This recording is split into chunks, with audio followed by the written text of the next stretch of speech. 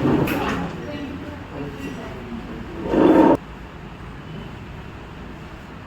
everyone, I Aditi Shinde. Today we all know that it is Earth Day, that is 22 April. So I am going to share some things about Earth Day.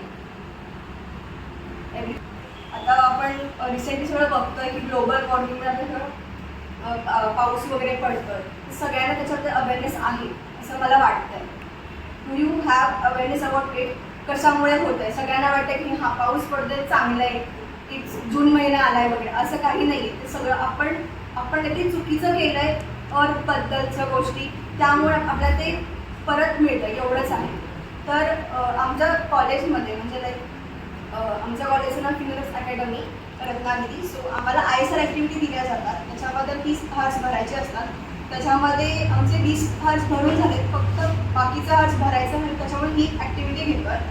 तर hope तुम्हाला ही गोष्ट समजेल आणि तुम्ही त्याच्याबद्दल काहीतरी awareness, कारण कसं आहे आपण काहीतरी केलं थोडंसं तरी आपल्या सोसायटीसाठी तर आपण थोडंसं काहीतरी करू शकतो. जर आपण सुरुवात नाही केली ना तर आपण बोलणार की हां लोक येत आहेत जात आहेत कचरा टाकतात, पण आपण जोपर्यंत इनिशिएटिव्ह घेत नाही की ते कचरा घेऊन डस्टबिनमध्ये टाकायचं तर लोकांना पण कळणार नाही. जर आपण शिकवलं तर लोक शिकतील, आपल्यापासून पहिली सुरुवात तर करायलाच पाहिजे.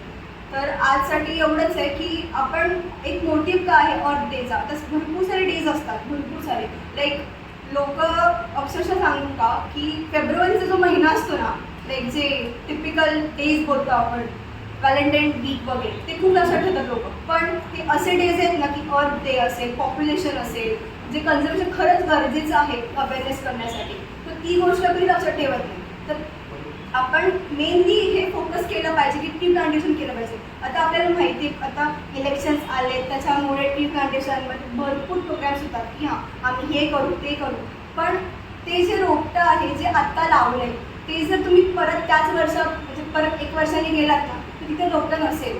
ते लोक फक्त देखावासाठी फोटोज काढतात, कारण आपण खरोखर ती गोष्ट केली पाहिजे असं त्यांना कधीच वाटत नाही. तर तुम्ही थोडेसेच आहात, पण तुम्ही जर खरंच इनिशिएटिव्ह घेतला ना की हां आज एक तरी ट्री प्लांट केलं आजच्या दिवशी, चांगल्या दिवशी, तर तुम्ही काहीतरी आपलं जे काय म्हणतो आपले जे काही अर्थ आहे एन्व्हायरमेंटसाठी एखादी गोष्ट दिली तरी, कारण आपल्याला एवढी गोष्ट मिळते ना,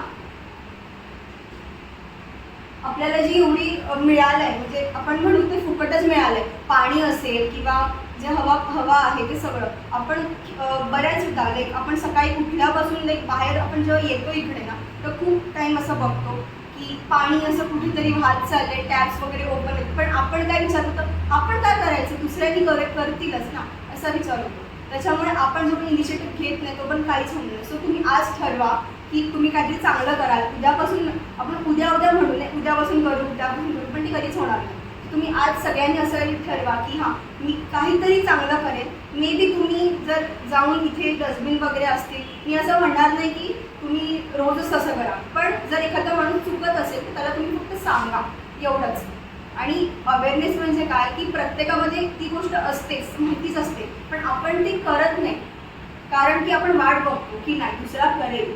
तर ही गोष्ट पहिली तुम्ही थांबवा. आणि आज जो अर्थ डे आहे तुम्हाला काहीतरी द्यावंसं वाटलं तर घरी जाऊन तुम्ही छोटंसं रोपटं जरी लावलं तरी बास झालं. थँक्यू. मायसेल्फ मृणाली पवार. आदितीने आता सांगितलं की अर्थ डे आणि त्याच्यामध्ये जे काय बेनिफिट्स आहेत आपल्याला ते, तर मी छोटंसं म्हणजे कन्क्ल्युजन सांगते की जेवढं आपल्याला करता येईल तेवढं करा. म्हणजे जसं की ती बोललीच की म्हणजे सेव्ह वॉटर किंवा प्लांट क्लीन. म्हणजे आम्ही बघतो नेहमी येताना की कुठेतरी पाणी वाहत चाललंय किंवा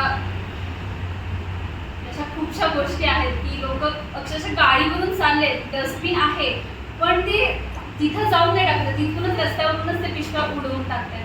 असं नाही करायला पाहिजे. शेवटी त्याचा धोका आपल्याला पण आहे, आजूबाजूचे म्हणजे जे प्राणी असतात वगैरे त्यांना पण त्याचा त्रास आहे. त्याच्यामुळे सगळ्याच गोष्टी विस्कळीत होतात त्याच्यामुळे, तर ते कुठेतरी थांबलं पाहिजे.